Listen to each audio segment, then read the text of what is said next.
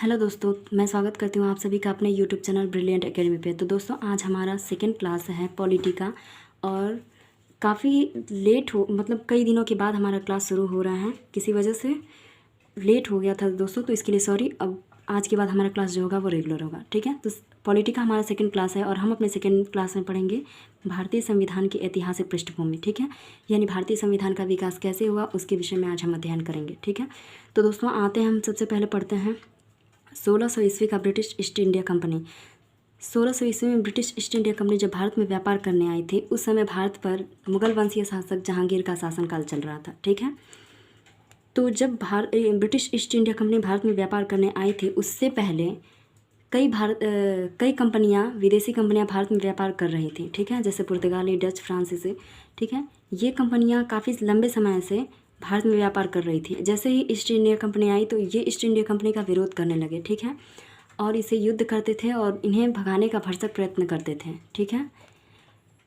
तो इसलिए अपने व्यापार को बचाने के लिए और अपना व्यापार सुचारू रूप से चलाने के लिए ब्रिटिश ईस्ट इंडिया कंपनी जो है वो अपने सैन्य शक्ति में क्या करने लगी, विस्तार करने लगी, ठीक है। अपने सैन्य शक्ति को बढ़ाने लगी और अपने सैन्य शक्ति का विस्तार इस तरह से किया कि उनका सैन्य शक्ति का प्रभाव इतिहास के दो इम्पॉर्टेंट युद्ध में देखने को मिला, ठीक है। यानी कि उनके सैन्य शक्ति का विस्तार इतना अच्छा हो गया जिसका परिणाम हमें दो युद्धों के बाद देखने को मिला, ठीक है। तो वो हम जान लेते हैं कि कौन सा युद्ध था। यानी कि दो युद्ध जब ब्रिटिश ईस्ट इंडिया कंपनी करने के बाद ब्रिटिश ईस्ट इंडिया कंपनी एक कंपनी के रूप में नहीं बल्कि एक प्रभुत्व संपन्न कंपनी के रूप में सामने उभर कर आई, ठीक है। तो आइए हम पढ़ते हैं कौन सा युद्ध था। तो हमारा पहला युद्ध जो इम्पोर्टेंट है वो है 1757 का, 1757 का प्लासी का युद्ध,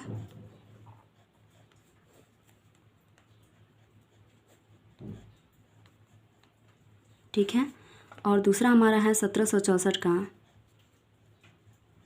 बक्सर का युद्ध, ठीक है। बक्सर का युद्ध, ठीक है।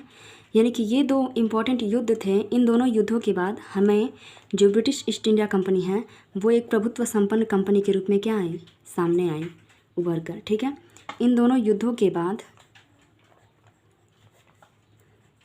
जो कंपनी का शासन बंगाल पर था, कंपनी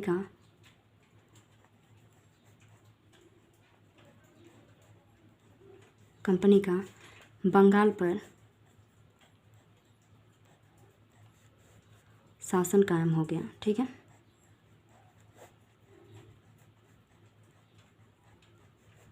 ठीक है। तो ब्रिटिश ईस्ट इंडिया कंपनी जब 1600 ईस्वी में भारत आई थी तो उनको व्यापार करने का अधिकार कौन दिया था, जहांगीर दिए थे, ठीक है। और अपने सैन्य शक्तियों का विस्तार करने के बाद ब्रिटिश ईस्ट इंडिया कंपनी जो है वो दो युद्धों को लड़ती है भारत में, 1757 ईस्वी का प्लासी का युद्ध और 1764 का बक्सर का युद्ध। इन दोनों इंपॉर्टेंट युद्धों के बाद ये ब्रिटिश ईस्ट इंडिया कंपनी जो है वो एक प्रभुत्व संपन्न कंपनी के रूप में उभर कर सामने आती है, ठीक है। इन दोनों युद्धों के बाद कंपनी को ये अधिकार मिल गया कि ये भारत के कुछ क्षेत्र पर अपने अनुसार कर वसूल कर सकती है, ठीक है। यानी कि ब्रिटिश ईस्ट इंडिया कंपनी को यह अधिकार मिल गया कि वो भारत के कुछ क्षेत्रों पर अपने अनुसार क्या कर सकती है, कर वसूल सकती है। यानी इस युद्ध के बाद क्या मिला, ब्रिटिश ईस्ट इंडिया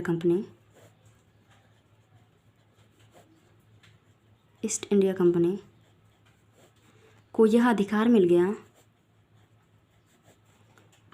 अधिकार प्राप्त हो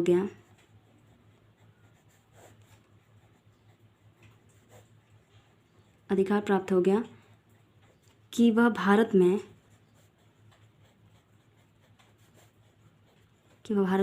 अपने अनुसार से कर वसूल सकती है, अपने अनुसार कर वसूल सकती है,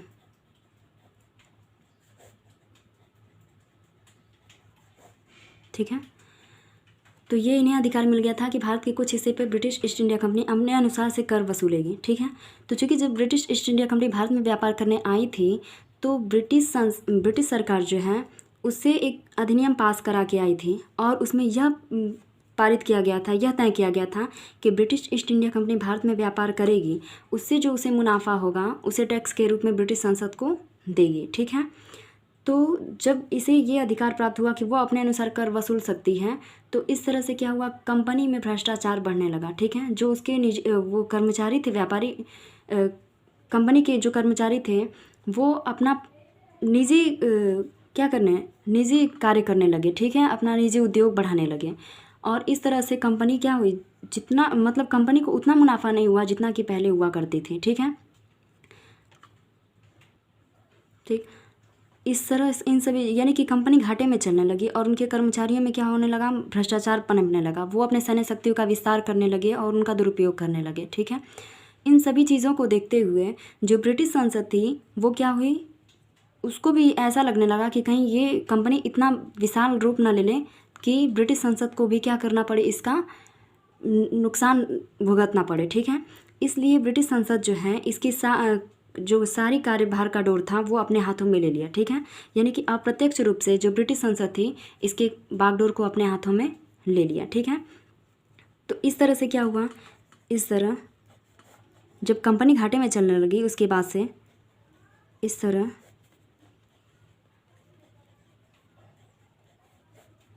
ब्रिटिश संसद जो थी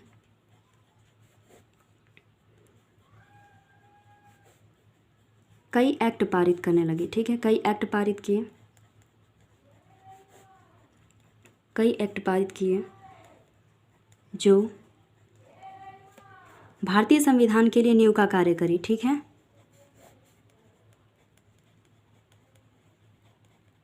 भारतीय संविधान के नींव का कार्य करी।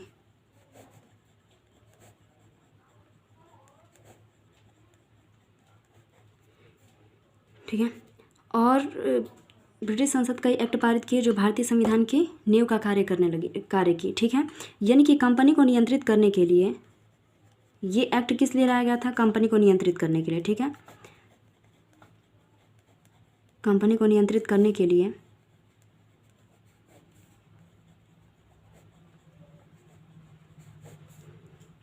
ब्रिटिश सरकार या ब्रिटिश संसद ने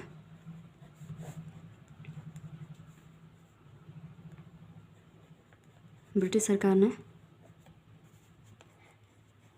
एक्ट पारित किए। ठीक है, तो यानी कि कंपनी को नियंत्रित करने के लिए ब्रिटिश सरकार ने एक्ट पारित किए थे। तो आइए देखते हैं कि कौन कौन सा, जिसमें से हमारा पहला है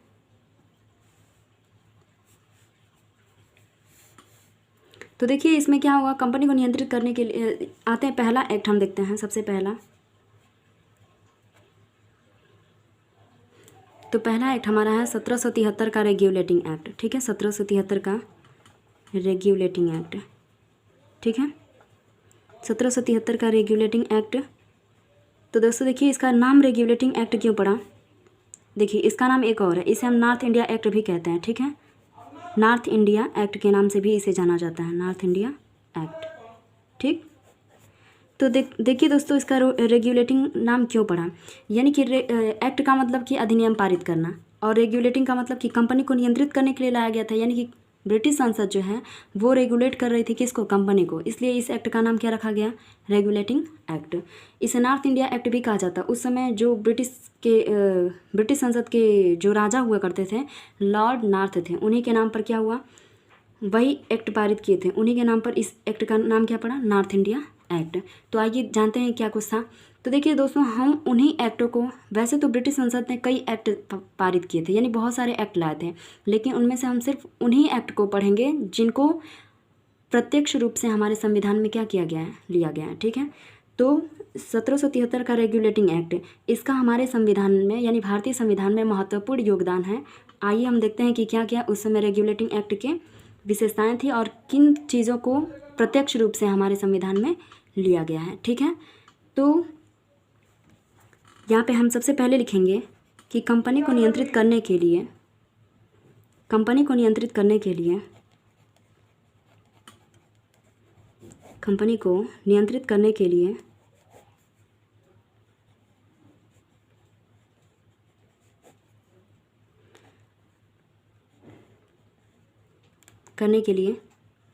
ब्रिटिश सरकार द्वारा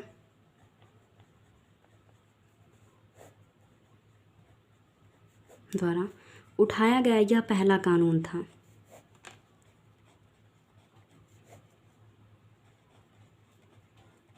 पहला कानून था, ठीक है। यानी ब्रिटिश सरकार ने पहला कानून पारित किया जिसे हम रेगुलेटिंग एक्ट के नाम से जानते हैं, ठीक है। और किस लिए पारित किया था? कंपनी को नियंत्रित करने के लिए। तो देखिए दोस्तों, इसमें क्या हुआ, इसमें बोर्ड ऑफ डायरेक्टर्स की नियुक्ति की गई थी। तो देखिए इसमें पहला, इसमें और हम लिखेंगे इस एक्ट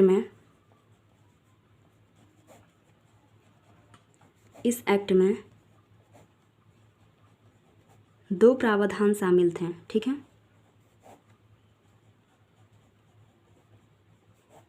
2 प्रावधान शामिल थे, ठीक है। देखते हैं क्या क्या 2 प्रावधान शामिल थे इसमें। तो देखिए दोस्तों, इसमें 2 प्रावधान थे। कौन कौन सा? पहला उसमें है हमारा, जो बंगाल का गवर्नर हुआ करता था, ठीक है, यानी बंगाल का गवर्नर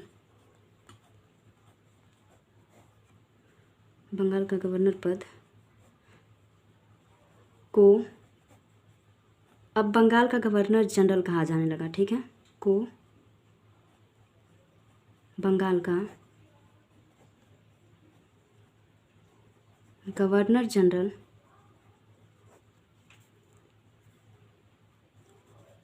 कहा जाने लगा, ठीक है। यानी कि जो बंगाल का गवर्नर पद होता था, अब उसको समाप्त करके बंगाल का गवर्नर जनरल पद लाया गया, ठीक है। तो देखिए दोस्तों, जो पहले, यहाँ से हम समझते हैं डायग्राम से, जो पहले हमारा क्या होता था, बंगाल का गवर्नर होता था, उसे अब बदल करके 1773 में क्या किया गया, यानी कि जो गवर्नर हुआ करता था वो 1773 के बाद क्या बन गया? गवर्नर जनरल, ठीक। तो पहले बंगाल का जो गवर्नर होता था, यानी कि यहाँ पे हम लिख लेते हैं बंगाल का, ठीक है। तो पहले बंगाल का जो गवर्नर हुआ करता था 1773 के बाद वो बंगाल का क्या कहलाने लगा? Governor general. और उसे 1883 के बाद ये जो गवर्नर जनरल था वो अब बंगाल का गवर्नर जनरल न कह के पूरे भारत का गवर्नर जनरल, यानी भारत का गवर्नर जनरल बना, ठीक है। और ये भारत का गवर्नर जनरल सन 1858 के बाद क्या कहलाया? भारत का वायसराय, ठीक है। ओके दोस्तों, यानी कि 1883 के बाद जो भारत का गवर्नर जनरल था उसको 1858 के बाद अब भारत का वायसराय कहा जाने लगा, ठीक है। और ये वायसराय का पद जो है वो 1950 यानी कि स्वतंत्रता के बाद जो भारत में वायसराय का पद था उसे जब हमारा संविधान लागू हुआ तो उसी वायसराय को हमने नाम क्या दे दिया? राष्ट्रपति, ठीक है। तो देखिए, संविधान का सबसे अहम पार्ट इस एक्ट से लिया गया था, भारत का एक राष्ट्रपति होगा, ठीक है। यानी भारत का राष्ट्रपति का पद किस एक्ट से लिया गया है? रेगुलेटिंग एक्ट से लिया गया है, ठीक है। कैसे लिया गया है उसको हमने देख लिया। यानी कि पहले जो बंगाल का गवर्नर हुआ करता था वो 1773 के बाद बंगाल का गवर्नर जनरल हो गया, ठीक है। यानी कहाँ का हुआ था? बंगाल का। 1883 के बाद जो बंगाल का गवर्नर जनरल हुआ करता था वो अब पूरे भारत का गवर्नर जनरल बना दिया गया। और 1858 के बाद, यानी कि जो 1857 का हम युद्ध पढ़ते हैं, ठीक है, पहला स्वतंत्रता संग्राम पढ़ते हैं, उस युद्ध जो के होने के बाद जो भारत का गवर्नर जनरल था, अब गवर्नर जनरल पद को एकदम से समाप्त कर दिया गया और गवर्नर जनरल की जगह पे वायसराय पद को लाया गया। यानी कि वो भारत का क्या कहलाने लगा? वायसराय। और वायसराय पद चल रहा था, लेकिन स्वतंत्रता के बाद जब हमारा संविधान लागू हुआ तो हमारे संविधान में वायसराय की जगह पे राष्ट्रपति पद को लिया गया, ठीक है। तो आइए दोस्तों, और हम देख लेते हैं इसमें आगे और क्या है। तो ये सब होता रहा, तो आइए हम देख लेते हैं। यानी कि पद ऐसे परिवर्तित होते रहे, इनको हमने देख लिया। तो अब आते हैं दोस्तों, हम देख लेते हैं कि जो बंगाल का गवर्नर था वो पहला कौन था। तो यहाँ हम लिखते हैं पहला पॉइंट, बंगाल का पहला गवर्नर कौन था? ठीक है, उसको जान लेते हैं। बंगाल का पहला गवर्नर, तो बंगाल का पहला गवर्नर कौन था? Robert Clive. ठीक, दूसरा पॉइंट हम आते हैं दोस्तों। अब गवर्नर था, उसको चेंज कर दिया गया, यानी कि बंगाल का गवर्नर जनरल बनाया गया। तो इसको भी हम जान लेते हैं कि बंगाल का पहला गवर्नर जनरल कौन था? गवर्नर जनरल, गवर्नर जनरल कौन था? तो इसको हम देख लेते हैं दोस्तों। तो बंगाल का पहला गवर्नर जनरल कौन बना था? तो इसको हम लिख लेते हैं लॉर्ड वॉरेन हेस्टिंग। एग्ज़ाम के तहत बहुत ही इंपॉर्टेंट है दोस्तों। ठीक है, अक्सर एग्ज़ाम में पूछ लिए जाते हैं। तीसरे नंबर पे हम लेते हैं दोस्तों कि जो बंगाल का गवर्नर जनरल था उसे क्या किया गया? हटा दिया गया। अब पूरे भारत का गवर्नर जनरल बना दिया गया। तो हम जान लेते हैं कि भारत का पहला गवर्नर जनरल कौन रहा? भारत का पहला गवर्नर जनरल तो कौन रहा था? यहाँ लिख लेते हैं हम लॉर्ड विलियम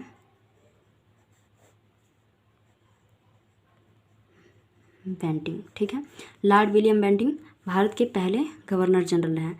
फोर्थ हम पॉइंट पढ़ लेते हैं दोस्तों। क्या हम पढ़ें? जो भारत का गवर्नर जनरल था, अब भारत का गवर्नर जनरल पद को हटा करके क्या किया गया? भारत का वायसराय। तो पढ़ लेते हैं कि भारत का पहले वायसराय कौन थे, यानी भारत का पहला वायसराय कौन था? तो भारत का पहला वायसराय हमारा था लॉर्ड कैनिंग। ठीक है, तो इतनी चीज़ें हमने जान ली अपने 1773 के रेगुलेटिंग एक्ट से। ठीक है, तो उसमें दो प्रावधान थे। उसमें हमने देख लिया पहला प्रावधान, गवर्नर यानी कि बंगाल के गवर्नर पद को समाप्त करके बंगाल का गवर्नर जनरल पद लाया गया था। दूसरा हम इसमें पढ़ लेते हैं, बोर्ड ऑफ डायरेक्टर्स का स्थापना किया गया। ठीक है, लिख लेते हैं board of director, board of directors की नियुक्ति की गई थी। ठीक है, यानी कि ब्रिटिश संसद कंपनी को नियंत्रित कर सके और कंपनी की देखरेख कर सके, इसके लिए बोर्ड ऑफ डायरेक्टर्स की क्या की गई थी? नियुक्ति, जिसकी उनको खबर ब्रिटेन में अच्छे से लग सके। बोर्ड ऑफ डायरेक्टर्स की नियुक्ति की गई। ठीक है, रेगुलेटिंग एक्ट में। तीसरा प्रावधान हमारा है दोस्तों सुप्रीम कोर्ट। ठीक है, सुप्रीम कोर्ट की स्थापना, सुप्रीम कोर्ट की स्थापना की गई।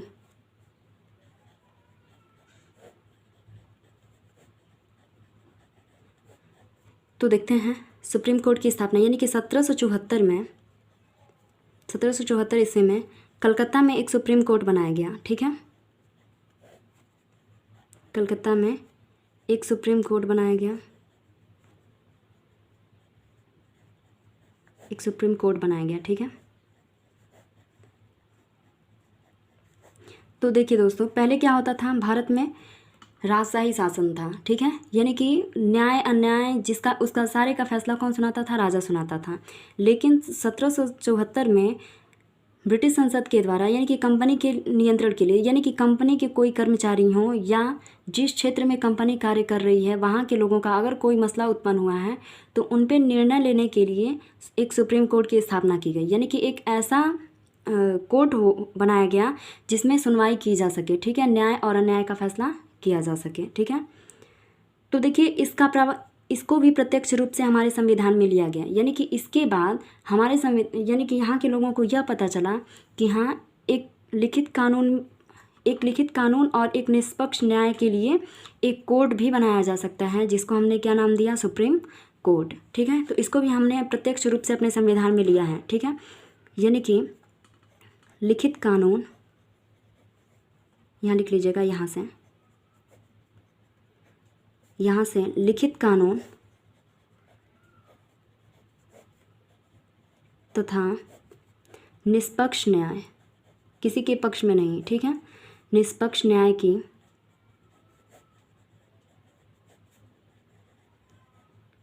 अवधारणा, ठीक है।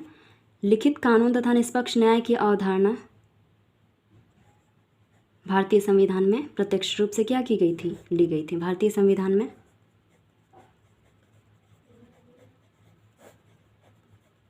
ली गई, ठीक है। ठीक दोस्तों, तो देखिए, जब यानी कि कंपनी को ब्रिटिश संसद द्वारा कुछ कानून पारित किए गए थे, उन कानूनों को लगाने का अधिकार किसको था, सुप्रीम कोर्ट को दिया गया, ठीक है। कोई भी अगर विवाद उत्पन्न होता है तो उस पर न्याय यानी कि उस पर फैसला करने का अधिकार किसके पास दिया गया, सुप्रीम कोर्ट के पास, ठीक है। तो यहाँ से हमारे संविधान में क्या लिया गया, यानी कि यहाँ से लिया गया लिखित कानून और निष्पक्ष न्याय की जो अवधारणा थी, यहाँ से हमारे भारतीय संविधान में प्रत्यक्ष रूप से क्या किया गया, लिया गया है, ठीक है। तो अब आगे हम पढ़ते हैं दोस्तों, दूसरा एक्ट हमारा कौन सा लाया गया। इसको एक चीज़ और इम्पॉर्टेंट है, देख लेते हैं। इसमें जो हमारा सुप्रीम कोर्ट की स्थापना की गई थी, तो उसमें मुख्य न्यायाधीश भी थे। तो उस समय सुप्रीम कोर्ट के मुख्य न्यायाधीश कौन थे, सुप्रीम कोर्ट के मुख्य न्यायाधीश कौन बनाए गए,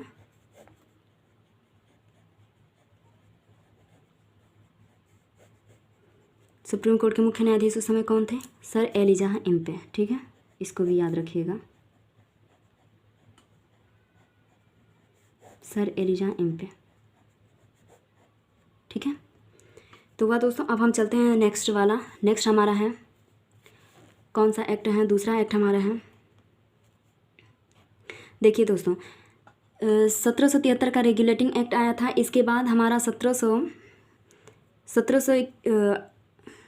रुकिए लिख लेते हैं, 1781 ईस्वी का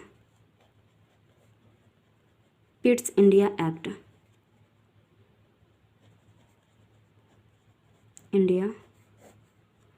एक्ट, ठीक।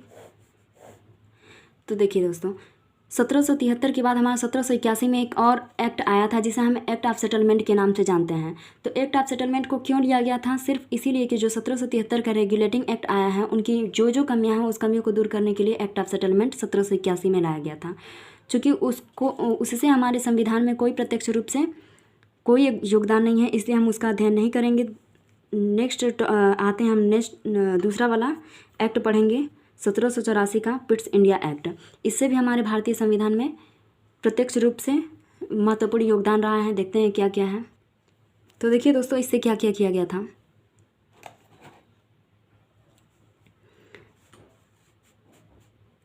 जैसे मानिए दोस्तों, हम लेते हैं ये हमारा है भारत, मान लेते हैं ये हमारा क्या है, भारत। तो इस भारत में यहाँ पे हम ले लेते हैं कि ये हमारा है बंगाल, ठीक है। और यहाँ रहा हमारा मुंबई, इसके हिस्से से को हम मुंबई ले लेते हैं। और यहाँ पे दोस्तों हमारा है मद्रास, ठीक है। ये हमारा बंगाल, मद्रास और ये मुंबई, ठीक है। दोस्तों हम कहानी के तौर पे समझ रहे हैं, ठीक है। तो ये जो बंगाल था, ये बंगाल के गवर्नर को तो हटा दिया गया था, यानी कि यहाँ कौन सा पद था, गवर्नर जनरल। और यहाँ क्या था, गवर्नर, सिर्फ यहाँ भी गवर्नर। तो देखिए दोस्तों, इसके लेने का क्या मतलब है, यानी कि जो ये बंगाल का गवर्नर जनरल था, पिट्स इंडिया एक्ट जब लाई गई, तो ये जो बंगाल का गवर्नर जनरल है, इसको मुंबई और मद्रास, इन दोनों के को बंगाल के क्या कर दिया गया, अधीन कर दिया गया, ठीक है। यानी कि मद्रास को और मुंबई को बंगाल के क्या कर दिया गया, अधीन। तो यहाँ हम लिख लेते हैं, इस एक्ट के तहत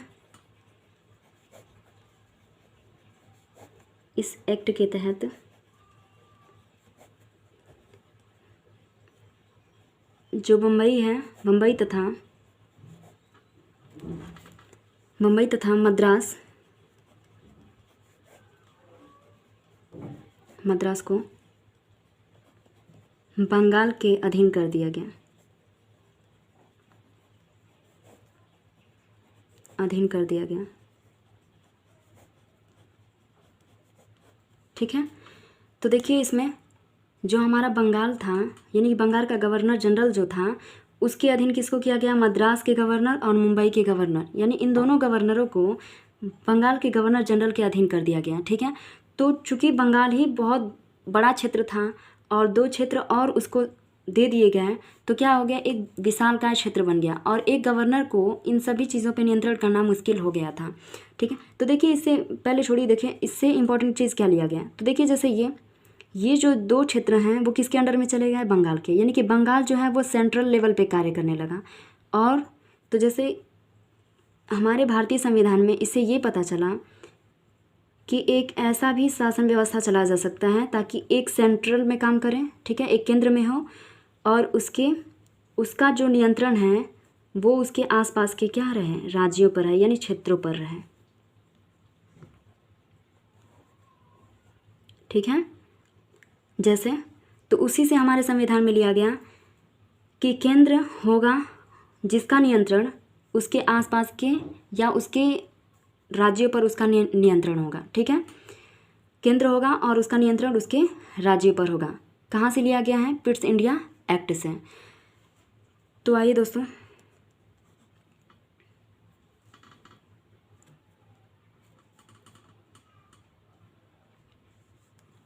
इसके तहत ब्रिटिश सरकार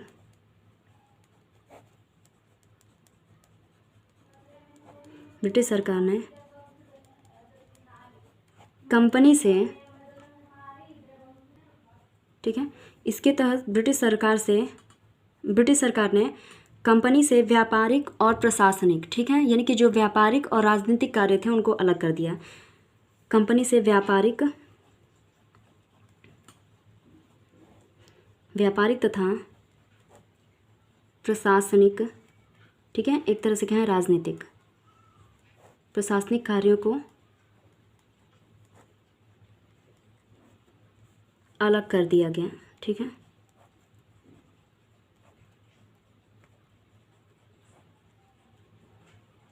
ठीक है, एक तरह से हम कह सकते हैं कि द्वैध शासन व्यवस्था लागू कर दी गई। ठीक है, यानी कि जो कंपनी का कार्य था व्यापार और प्रशासन दोनों का देखरेख करना, अब उनको अलग कर दिया गया।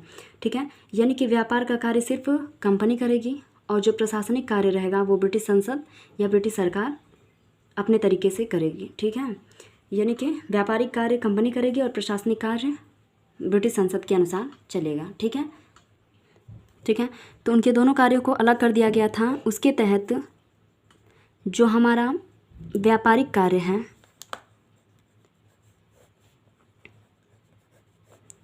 ठीक है, व्यापार को संभालने के लिए किसको बनाया गया? Board of director.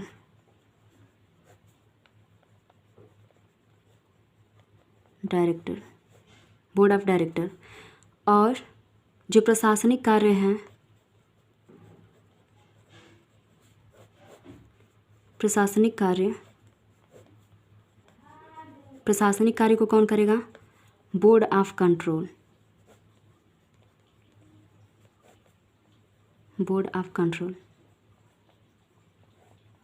ठीक, यानी कि व्यापारिक कार्य को कौन संभालेगा? बोर्ड ऑफ डायरेक्टर की नियुक्ति की गई और प्रशासनिक कार्यों को संभालने के लिए बोर्ड ऑफ कंट्रोल की नियुक्ति की गई। ठीक है, इन दोनों की नियुक्ति की गई।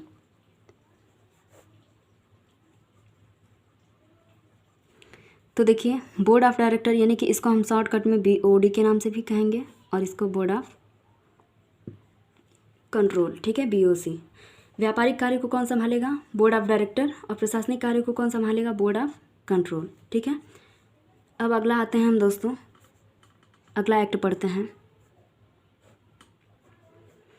तो देखिए दोस्तों, जब हम 1784 का एक्ट पढ़ रहे थे, उसमें हमारा बंगाल के क्या कहते हैं, गवर्नर जनरल को जो मद्रास और मुंबई के गवर्नर को अधीन किया गया था, उनके तो उस समय 4 सदस्यीय एक काउंसिल का नियुक्ति किया गया था। ठीक है, जो गवर्नर जनरल को क्या करेंगे? सलाह देंगे और उनकी सहायता करेंगे। तो उस समय की जो काउंसिल थी, यानी कि 4 सदस्यों की काउंसिल थी, वो वर्तमान संविधान में मंत्रिपरिषद के रूप में क्या करती है, कार्य करती है। ठीक है, तो आते हैं तीसरा एक्ट हम पढ़ते हैं 1793 का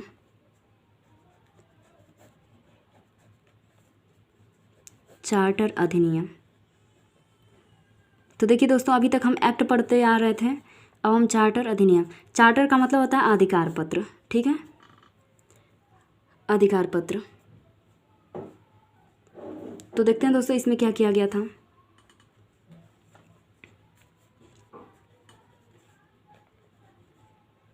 जो नियंत्रक मंडल थे, यानी कि बोर्ड ऑफ कंट्रोलर, ठीक है, नियंत्रक मंडल के सदस्य जो थे, सदस्य तथा नियंत्रक मंडल के जो कर्मचारी थे, नियंत्रक मंडल के सदस्य तथा कर्मचारियों के वेतन अब क्या होने लगे, भारतीय राजकोष से दिए जाने लगे।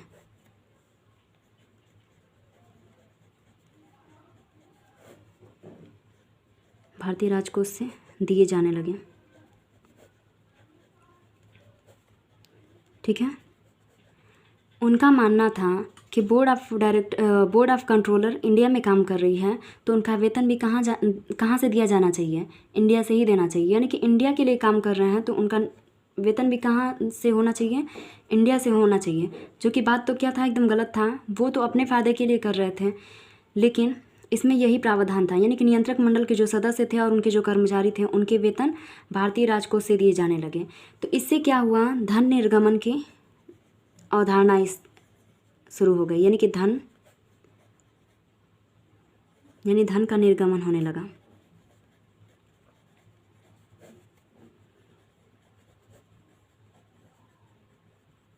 की शुरुआत तीव्रता से होने लगी। ठीक है, यानी कि भारत का जो धन था वो कहाँ जाने लगा, ब्रिटेन जाने लगा। ठीक है, उनके कर्मचारियों के वेतन के माध्यम से और कुछ व्यापार के माध्यम से। ठीक है, कुछ तो वो व्यापार के माध्यम से ले जाते थे और कुछ अपने कर्मचारियों को यहाँ से वेतन दे करके ले जाने लगे। ठीक है, इसमें कुछ खास नहीं था दोस्तों। अब हम अगला एक्ट पढ़ते हैं। दूसरा हमारा अधिनियम है 1813 का चार्टर अधिनियम। इसे हम देख लेते हैं, इसमें क्या कुछ कहा गया था। तो 1813 का चार्टर अधिनियम, इसमें कहा गया था कि जो कंपनी का व्यापारिक एकाधिकार है, ठीक है, कंपनी के व्यापारिक एकाधिकार, 1813 का चार्टर अधिनियम कंपनी के व्यापारिक एकाधिकार को क्या कर दिया गया, समाप्त कर दिया गया। ठीक है, यानी कि इसमें ये कहा गया कि जो ईस्ट इंडिया कंपनी है सिर्फ वही भारत में क्या करेगी, व्यापार करेगी। तो इस अधिकार को क्या कर दिया गया, समाप्त कर दिया गया। लेकिन इसको पूर्ण तरह से नहीं समाप्त किया गया, इसको कुछ समाप्त किया गया, इसके कुछ हिस्सों को अभी रखा गया था। यानी कि कंपनी के व्यापारिक एकाधिकार को समाप्त किया गया था, सिवाय किसके,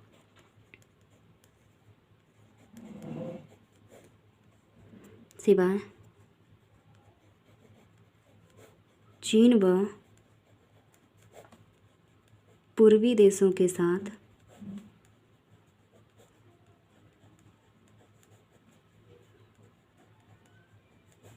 चाय का व्यापार।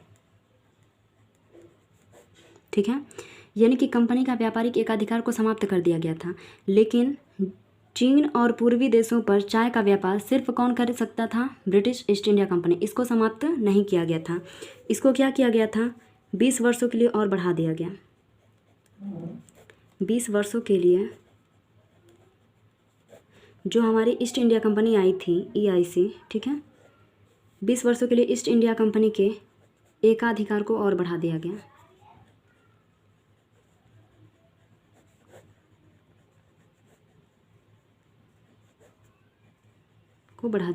ठीक है, अब आते हैं दोस्तों, हम अगला एक्ट पढ़ते हैं 1833 का चार्टर अधिनियम। ठीक है,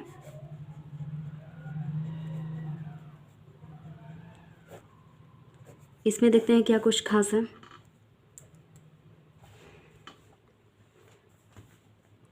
तो देखिए दोस्तों, इस एक्ट के तहत यानी जो कंपनी का एकाधिकार था वो पूरी तरह से समाप्त कर दिया गया। कंपनी के एकाधिकार को पूर्ण रूप से समाप्त कर दिया गया।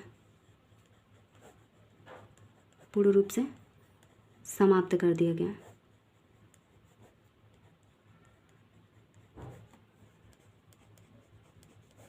ठीक है, यानी कंपनी का जो व्यापारिक अधिकार था, चाहे वो चीन पर हो, पूर्वी देशों पर हो, या चीन चाय के लिए हो, सब चीज़ों से एकाधिकार को क्या कर दिया गया, पूरी तरह से समाप्त कर दिया गया। क्यों समाप्त किया गया था? क्योंकि अब कंपनी का नियत जो था वो अब बदल चुका था, यानी कि समाप्त। ठीक है दोस्तों, तो कंपनी का लक्ष्य अब भारत पर शासन करना, व्यापार करना नहीं रह गया था। अब कंपनी का लक्ष्य भारत पर शासन करना रह गया था। ठीक है, और इसी एक्ट में, इसी अधिनियम में लाया गया था यही कि जो बंगाल का गवर्नर जनरल हुआ करता था,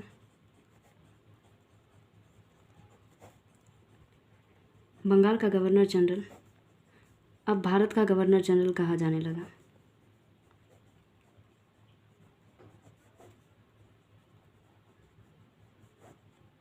ठीक है, यानी कि अब बंगाल पर इनका शासन सिर्फ नहीं रह गया था, इनका शासन अब पूरे भारत पर हो गया था। इसलिए जो बंगाल का गवर्नर जनरल था, अब उसे क्या किया गया, भारत का गवर्नर जनरल बना दिया गया। भारत का गवर्नर जनरल पहला कौन था? Lord William Bentinck. ठीक है, और इसी अधिनियम में विधि आयोग की स्थापना की गई थी। विधि आयोग की स्थापना की गई। ठीक है, विधि आयोग की स्थापना की गई। किसकी अध्यक्षता में की गई थी? तो अध्यक्ष थे उस समय मैकाले, लॉर्ड मैकाले। मैकाले की अध्यक्षता में।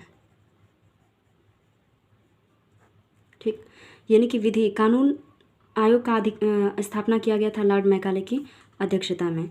अगला 1843